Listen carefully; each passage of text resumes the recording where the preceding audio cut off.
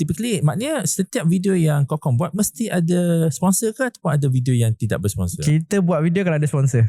Kalau tak ada sponsor tak ada? Tak buat. Sebenarnya, itu pun antara mistake kita juga.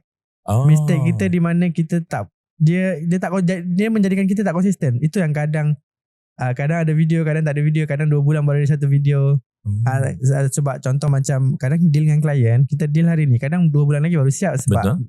Bimbang-bimbang lah. Meeting to meeting, faham tak? Betul. Lepas tu adjustment, shooting dan sebagainya. So itu yang video lambat keluar. So bila TikTok dia lain pula, dia buat cara yang lebih simple dan lebih laju, dan somehow dia orang boleh offer pada kadar yang tak masuk akal.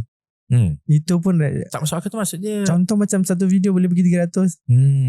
So apa yang berlaku bila berubah macam tu, company jadi ada banyak option. Dia ada YouTube, why do I have to pay 30,000 when I can pay 300 times like 100 3 times 100.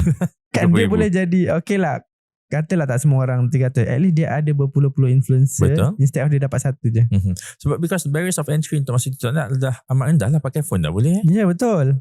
Sebab dulu even maksudnya kalau tak ada kamera tak boleh jadi YouTuber, faham tak? So dulu phone pun tak. Sebab kita believe macam tu lah, and kamera pun masa tu taklah lawa sangat. Tapi sekarang ni even iPhone biasa, Samsung biasa pun dah boleh. Ya betul. Bezanya dulu kalau kita nak buat satu production, mungkin kalau kita tak ada 10 ke 15 ribu tak boleh nak buat lah.